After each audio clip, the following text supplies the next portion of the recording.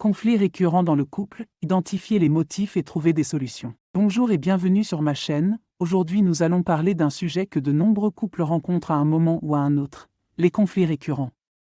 Ces querelles qui semblent surgir encore et encore, souvent pour les mêmes raisons, peuvent laisser les partenaires frustrés et épuisés.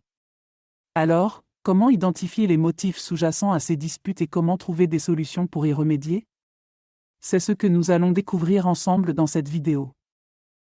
Comprendre les conflits récurrents.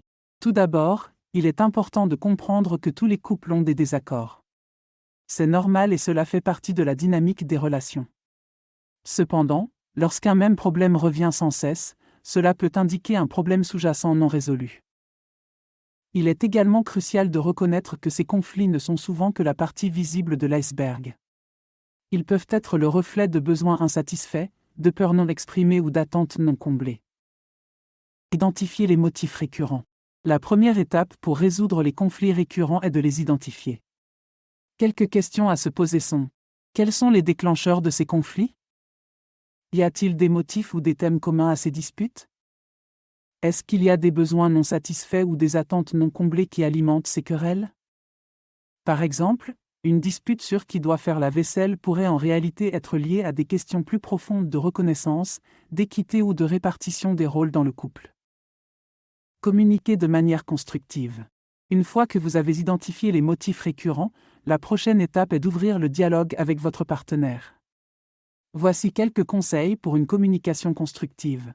Évitez les accusations. Au lieu de dire « tu ne fais jamais la vaisselle », essayez « je me sens débordé et j'aimerais qu'on partage davantage les tâches ». Exprimez vos sentiments et besoins. Par exemple, « je me sens négligé quand tu passes tout ton temps au travail » est plus constructif que « tu ne te soucies jamais de moi ». Écoutez activement votre partenaire. Essayez de comprendre son point de vue sans l'interrompre ou le juger. Cherchez des solutions ensemble. Plutôt que de vous concentrer sur le problème, concentrez-vous sur la recherche de solutions. Cela peut inclure établir des compromis, mettre en place des routines ou des rituels pour éviter les déclencheurs de conflits, chercher des ressources externes, comme la thérapie de couple ou des ateliers de communication. Reconnaître les blessures passées. Parfois, les conflits récurrents peuvent être liés à des blessures ou des traumas passés. Si, par exemple, l'un des partenaires a été trahi dans une relation précédente, il peut être plus sensible aux questions de confiance.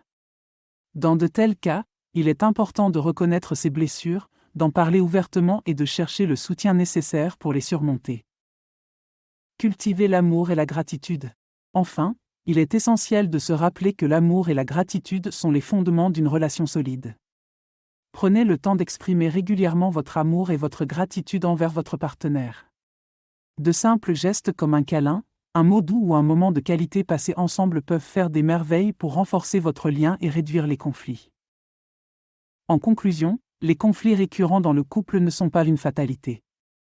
En identifiant les motifs sous-jacents et en travaillant ensemble pour trouver des solutions, vous pouvez transformer ces querelles en opportunités de croissance et de rapprochement.